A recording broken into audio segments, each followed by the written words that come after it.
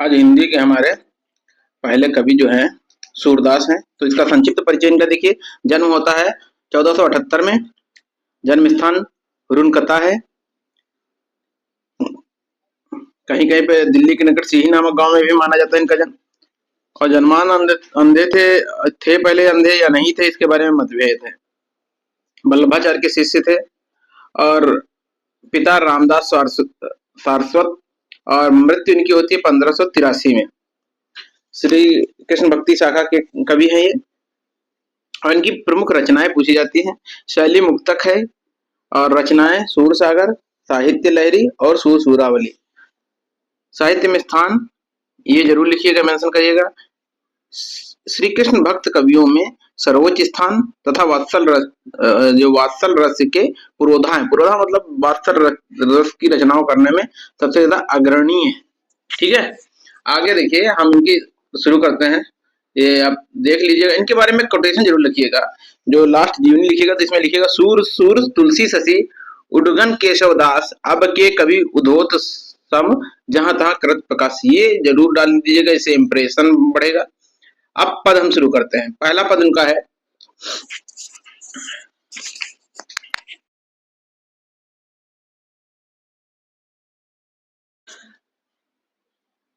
चरण कमल बंदो हरिराई जाकी कृपा पंगु गिरि लांघे अंधे को सब कुछ दर्शाए बहिर सुने गूंगे पुनि बोले रंग चले सिर छत्र धाये सूरदास स्वामी करुणामय बार बार बंदो तही पाई।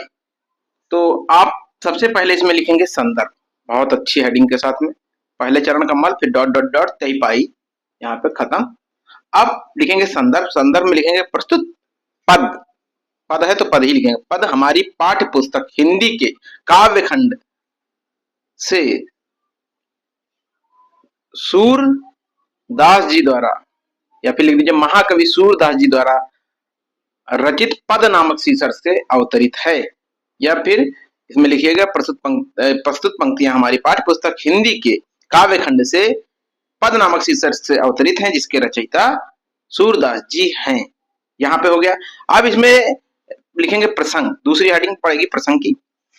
तो प्रसंग में लिखेंगे इसमें प्रभु के चरणों की वंदना की गई है। ठीक है,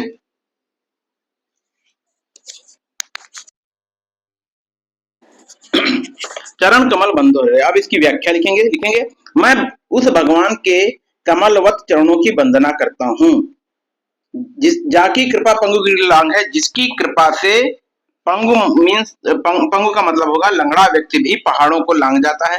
अंधे को सब कुछ दर्शाई, और अंधा सब कुछ अंधे को सब कुछ दिखलाई पड़ने लगता है। बाहर सुने गूंगे पुनि बोले, और बहरा मनुष्य सब कुछ सुनने लगता है और गूंगा मनुष्य फिर से बोलने लगता है। सूरदास करुणामय स्वामी बार बार बंदो।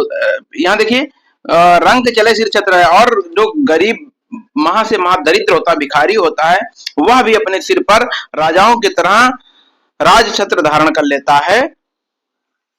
सूरदास जी कहते हैं ऐसे करुणामय स्वामी भगवान के चरणों की मैं बार बार वंदना करता हूँ।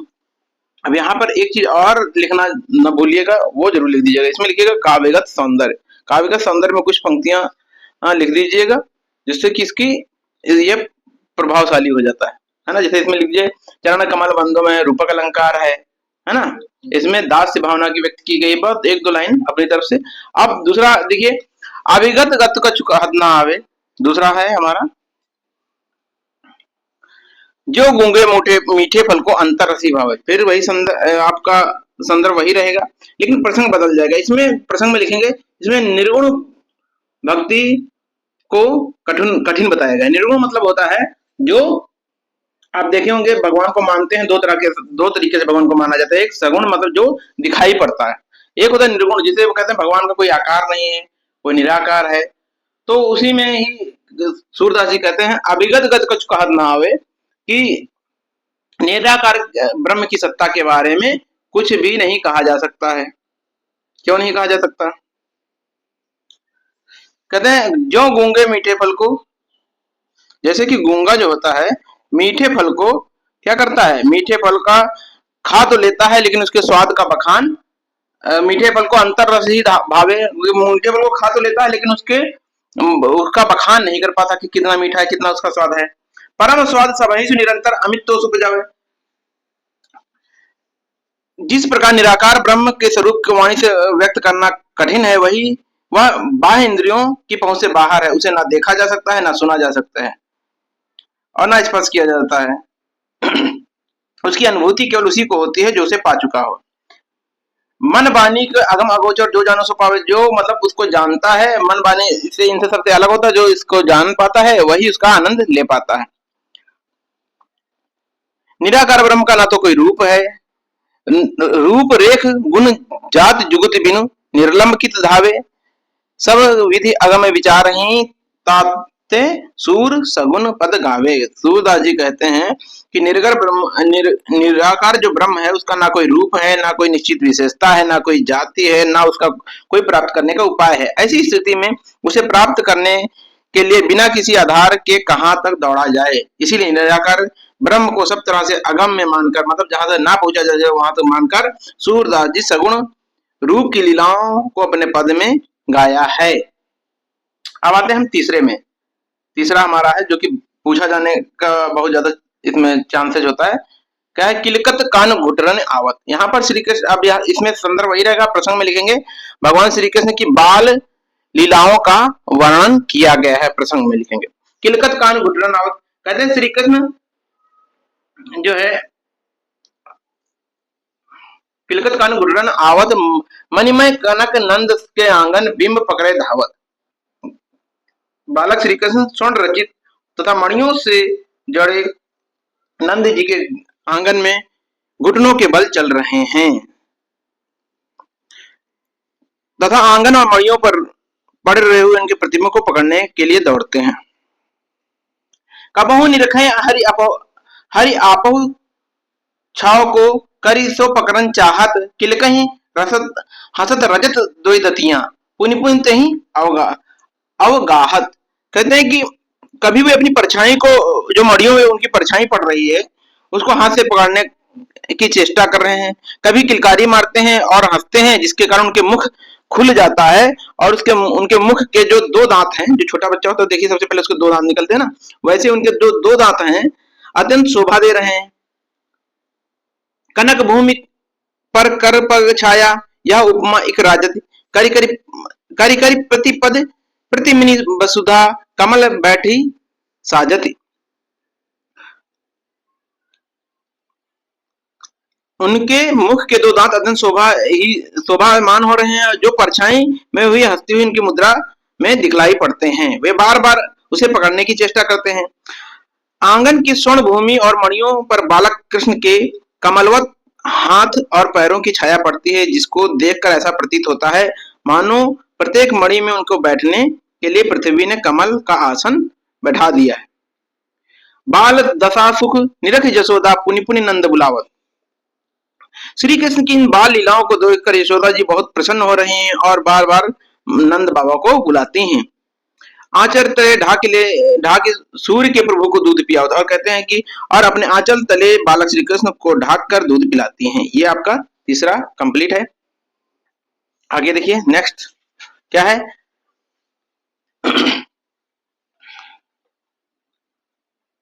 प्रसंग में क्या रहेगा?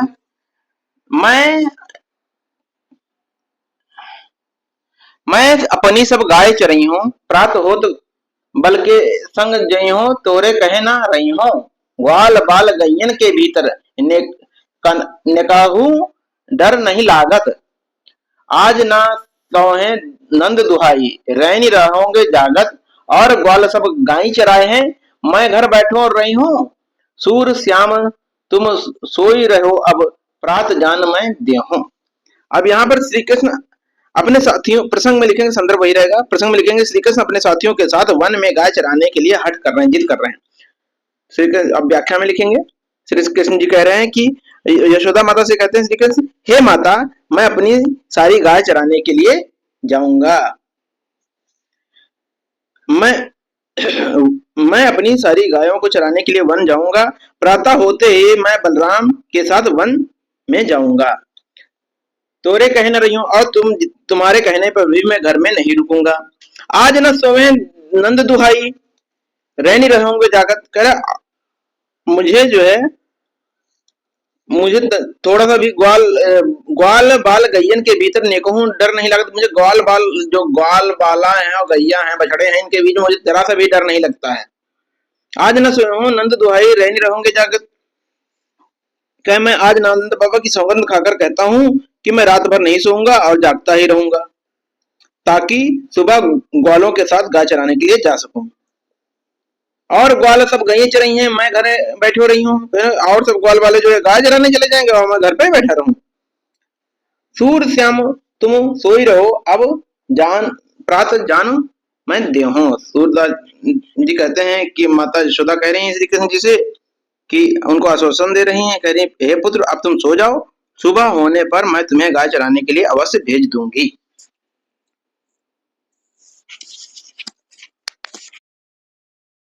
दूसरा देखिए, अगला वाला हमारा नंबर 5। अब यहाँ तक तो वो जिद कर रहे हैं कि मैं गाय चराने के लिए जाऊंगा, लेकिन यहाँ पर उनका कहना बदल गया है और यहाँ पर प्रसंग भी आपका बदल जाएगा कि, या फिर आप ज्यादा ना समझ पाइए तो लिख दीजिए उनकी बाल लीलाओं का वर्णन किया गया, श्री कृष्ण की बाल लीलाओं का वर्णन किया गया। मैया हाँ न चरई हूँ गैया। अब श्री कृष्ण व्याख्या में लेकिन श्री कृष्ण जी अपनी माता जी से कहते हैं कि हे माता, श्री कृष्ण की बाल लीलाओं का वर्णन करते हुए सूरदास जी कहते हैं कि श्री भगवान श्री कृष्ण कह रहे हैं जो उनके साथ ग्वाल बाल होते हैं वो बहुत ही बेकार व्यवहार करते हैं, जिसके कारण वो अपनी माता से जी से शिकायत करते हैं, कहते हैं मैं हे मैया मैं अब गैया चराने नहीं जाऊंगा, ना जाऊंगा, नहीं जाऊंगा। सिगरे ग्वाल गिरावत मुंह से मेरे पाई पिराई। कह रहे सारे ग्वाल बाल जो होते हैं सब मुझी से अपनी गायों को हकाते रहते, गिराते रहते हैं, जिसके कारण मेरे पैरों में दर्द होने लगा है। जो ना पत्या ही पूछ बल जाऊ अपनी सौं दिवाई। कह रहे अगर तुमको और दर्द होते मेरे पैर दुखने लगते हैं, हे माता अगर तुमको मुझे विश्वास ना हो तो बलराम भैया से पूछ लो, किंतु अपनी कसम दिलाकर पूछना इतना नहीं तो बलराम भैया भी झूठ बोल देंगे। यह सुनी माई यशोदा ग्वालनी गारी देती रिसाई। अब यह सब सुन के यशोदा माता ग्वालों पर गुस्सा जाती हैं और गुस्से में होकर उनको गालियां देने लगती हैं। मैं पठवती अपने लड़का को आवे मन बहराई। कहते मैं अपने लड़के को वहां भेज रही हूँ गाय चराने के लिए कि वो जाए, घर से बाहर जाए तो अपना मन बहलाए, उसका थोड़ा सा मन अच्छा हो जाए, उसका कुछ मनोरंजन हो जाए। सूर श्याम मेरो अति बालक मारत ते ही रिंगाई। कहते मेरा बालक अभी बहुत छोटा है, इस तरह से ये दुष्ट ग्वाले उसे दौड़ा दौड़ा कर परेशान कर डालेंगे। वात्सल रस्य है, ये ध्यान रखिएगा, और अनुप्रास अलंकार है और मधुर सरल भाषा है। अब हमारा दूसरा देखिए यहाँ पर सखी री मुरली लीजे चोरी, जिन ग्वापाल कीन्हो अपने बस प्रीत सबने ही तोरी। छिन इक घर भीतर निस बासर धरत न कबहू छोरी। कबहू कर कबहू अधरनी कटि कबहू कोसत जोरी। ना जानो कछु मोली मोहिनी राख्यो अंग अंग भोरी। सूरदास प्रभु को मन सजनी बांधो राग की डोरी। अब यहाँ पर सखियां एक दूसरे से, संदर्भ वही रहेगा, प्रस्तुत पंक्ति हमारी पाठ्य पुस्तक हिंदी के काव्य खंड से ली गई हैं और इसके पद नामक शीर्षक से ली गई हैं। इसके रचयिता सूरदास जी हैं। प्रसंग में सखियां आपस में मुरली, श्री कृष्ण की मुरली की शिकायत कर रही हैं। तो सखी क्या कहती है, एक सखी कह रही है हे सखी क्यों ना हम श्री कृष्ण की मुरली ही चुरा लें, क्योंकि श्री कृष्ण जिन गोपालु कीन्हों अपने बस में, क्योंकि उस मुरली ने श्री कृष्ण को अपने वश में ही कर लिया है। प्रीति सबन की तोड़ी, और सबसे हम लोगों से आप जो है क्या कहा, हम लोगों से प्रीति तोड़ ली है उन्होंने। इतना मुरली में मस्त रहते हैं, इतना मग्न रहते हैं अपनी मुरली बजाने में कि हम लोगों का उनको ध्यान ही नहीं रहता। छिन एक घर भीतर निस बासर धरत न कबहू छोरी। करे एक पल भी वो अपनी बासुरी, इतना ज्यादा वो अपनी बांसुरी में बांसुरी के प्रेम में मग्न हो गए हैं कि घर बाहर दिन रात वे अपने पास रखते हैं। एक बिछड़ उससे वे इसे अपने से अलग नहीं रखते हैं। कबहू कर कबहू अधरन कटि कबहू कोसत जोरी, कहते कभी वो अपने इसको कभी हाथ में, कभी अपने होठों पर, कभी कमर में कोस कर रखते हैं। ना जानो कछु मूल मोहिनी अंग राख्यो, मोहिनी राख्यो अंग अंग भोरी, कहते पता नहीं इसने, इस बंसी ने कौन सा मोहिनी मंत्र श्री कृष्ण पर फेंक दिया है कि उनके श्री कृष्ण के अंग अंग उससे आकर्षित हो गए। सूरदास प्रभु के मन सजनी बांधो राग की डोरी, और उनका मन उसकी प्रेम की डोरी में बंध गया है। किसकी? उसके मुरली की। आगे देखिए, अब यहाँ पर बदल जाता है। यहाँ पर श्री कृष्ण जो है चले जाते हैं, जब मथुरा चले जाते हैं गोकुल छोड़ के, तब वो अपने मित्र, उनके परम मित्र थे उद्धव, तो उनसे ये कहते हैं, और ये बहुत ही इंपॉर्टेंट है। इसके बाद जो है उद्धव से जो उद्धव संवाद है, तो ये जो है तीनों बहुत ही ज्यादा इंपॉर्टेंट है। श्री कृष्ण जी कह रहे हैं, उद्धव मोहि ब्रज नहीं भेज, कह रहे हैं हे उद्धव जी, मुझे ब्रज की बहुत ही याद आ रही है, मुझे भूल नहीं रहा, मैं उसे भुला नहीं पा रहा हूँ। वृंदावन गोकुल वन उपवन, कह रहे आज भी मुझे वृंदावन गोकुल के वन वाटिकाएं, सघन कुंज की छाई और घने कुंज की छाया सभी का सुख सता रहा है। रात समय माता जसुमाते अरुनंद देख सुख पावत, करें जब प्रातः काल में मैं यशोदा माँ और नंद बाबा जी के दर्शन कर अत्यंत ही आनंद प्राप्त करता था। माखन रोटी दहो सजायो अति हित साथ खवावत, मेरी माँ जो यशोदा माता थी, माखन रोटी और दही सजाकर अत्यंत प्रेम से मुझे खिलाती थी। गोपी ग्वाल बाल संग खेलत सब दिन हंसत सिरात, कहते हैं मैं नित्य ही गोपियों ग्वालों के साथ, के बच्चों के साथ खेल कर सारा दिन व्यतीत करता था। सूरदास धन धन ब्रजवासी जिनसो हित जतु तात, सूरदास जी कहते हैं उन ब्रजवासियों का जीवन धन्य है जिनके साथ ब्रज वल्लभ भगवान श्री कृष्ण ने इतना स्नेह रखते हैं, इतना प्रेम रखते हैं। आगे देखिए, ये तो बहुत ही ज्यादा इंपॉर्टेंट है। उद्धव मन ना भये 10-20, यहाँ गोपियां, उद्धव जी आते हैं गोपियों को समझाने के लिए कि श्री कृष्ण अब वापस नहीं आएंगे, जो आप लोग जो है उनके इंतजार मत करिए। लेकिन यहाँ पर ध्यान रखिएगा, जो दिखाया जाता है टीवी सीरियल में, वो श्री कृष्ण वैसे नहीं है। श्री कृष्ण बाल स्वरूप है उनका, सिर्फ 11 वर्ष के ही हैं। वहां पे बहुत बड़ा बड़ा दिखा देते हैं, और वहाँ गोपियां हैं, बड़ी बड़ी गोपियां भी रहती हैं, उनसे प्रेम करते हैं। और प्रेम, उस प्रेम की परिभाषा अलग ही है। उस प्रेम को देखना हो तो कभी वृंदावन जाके देखिए, वहां पर एक एक जो है, वहां आपको वाकई में मालूम जाएगा कि श्री कृष्ण से कैसा प्रेम होता था। तो गोपियों को समझाने के लिए जाते हैं, तो गोपियां उद्धव जी को जवाब देते हुए कहते हैं, उद्धव मन ना भये 10-20, कहती हैं भाई हे उद्धव जी, हमारे 10-20 मन नहीं है। एक हो तो सो गयो श्याम संग, हमारे पास एक मन था, वो भी श्याम सुंदर श्री कृष्ण के साथ में चला गया। को आराधे शीस, अब हम किसकी आराधना करें, किसके सामने किस ईश्वर की आराधना में लगा दें।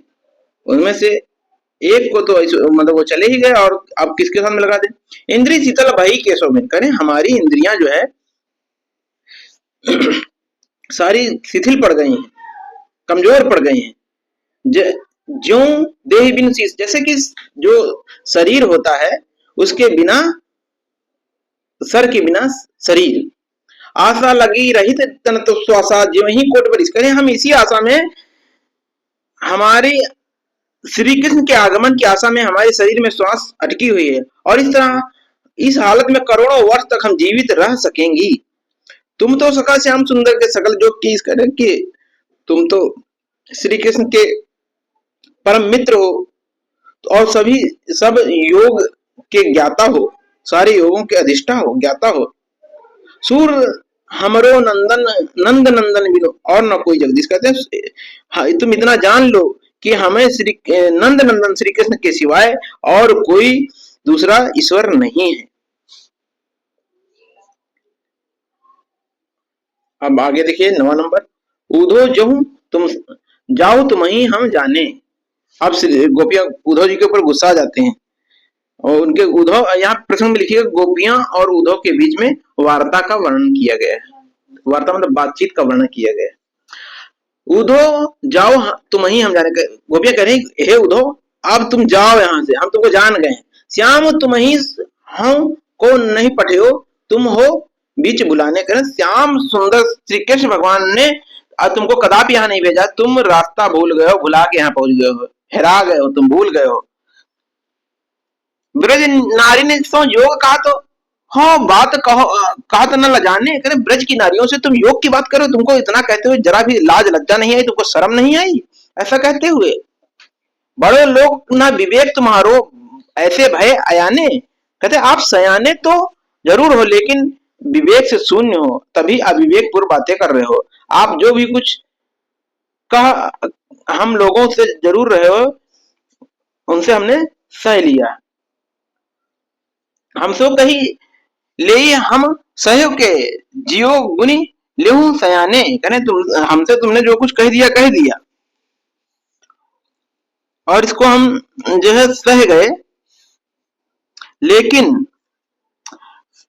कहाँ अबला कहाँ दास दशा दिगंबर, मस्ट करो पहचाने, साच कहो तुमको अपनी सो बूझत बात निदाने। लेकिन आप स्वयं ही अच्छी तरह से विचार करके देखिए आप कहाँ तक उचित हैं। हम लोग स्त्री हैं और हम योगियों की तरह रहने का संदेश दे रहे हैं। इस स्थिति को भला सभी कहाँ तक अपना सकते हैं? आप शांत हो जाइए और सोचिए। और अच्छा आप सच सच बताइए, आपको हमारी सौगंध है, जब आपको श्री कृष्ण ने यहाँ भेजा उस समय वे तनिक भी मुस्काए थे या नहीं थे? मुस्काए थे। सूर श्याम सब तुम ही पठायो, तब हो नेको मुस्काने के। जब कह रहे हैं कि हमारे प्रभु श्री कृष्ण तुमको यहाँ पर भेजा था, तो तुम सच हमारी कसम खा के कहो, सच सच बताओ कि जब वो तुमको भेजा था यहाँ पर हमारे योग का संदेश देने के लिए, तो क्या वो तनिक भी मुस्कुराए नहीं थे? सच सच बताना। आगे देखिए हमारा, इसमें निर्गुण ब्रह्म के निर्गुण ब्रह्म के बारे में उद्धव से गोपियां बातचीत कर रही हैं और अपना पक्ष रख रही हैं, अपनी बात कह रही हैं। निर्गुण कौन देश को वासी, गोपियां कहती हैं कि हे उद्धव जी आप बताइए,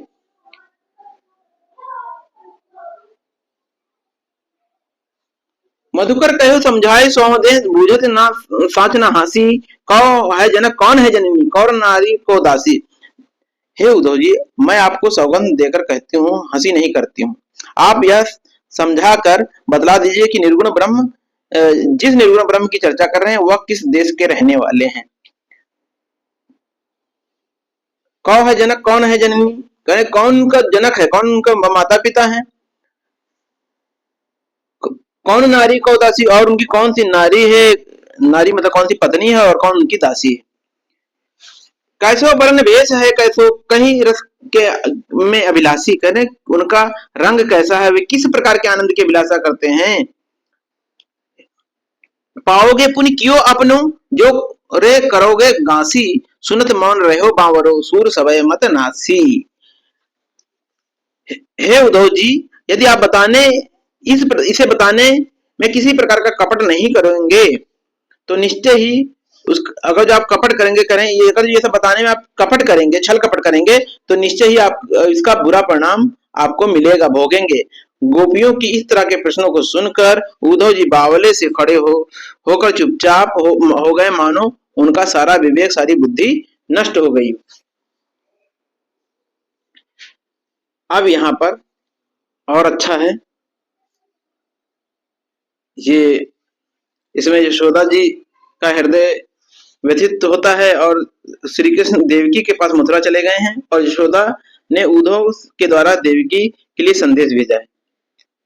क्या संदेश भेजते हैं? संदेशो देवकी सो कहियो, हो ते धाई तोहरे सुत की, माय करत ही रही हो।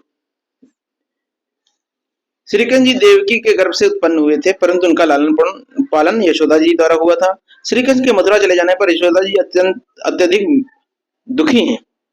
उन्हें स्वाभाविक रूप से संदेह होने लगा है कि पता नहीं देवकी जी उनका पूरा ध्यान रखती हैं कि नहीं रखती हैं। इसीलिए वो उद्धव द्वारा देवकी को अपना संदेश भेजते हुए कहती हैं, हे उद्धव जी, देवकी से मेरा इतना संदेश कह देना कि मैं तो उनके पुत्र का लालन पालन करने वाली धाय मात्र हूँ। धाय मात्र जो लालन पालन करती हैं उन्हें धाय बोला जाता है। इस नाते वे मेरे ऊपर दया ही बनाए रखें और यह भी कहना, यद्यपि देव टेव तुम जानत उनकी, त्यों मोहि कही आवे, प्रात होत मेरे लाल लडौते, माखन रोटी भावे, तेल उबटन अरु तातो जल, तो ही देख ही भेजी जाते।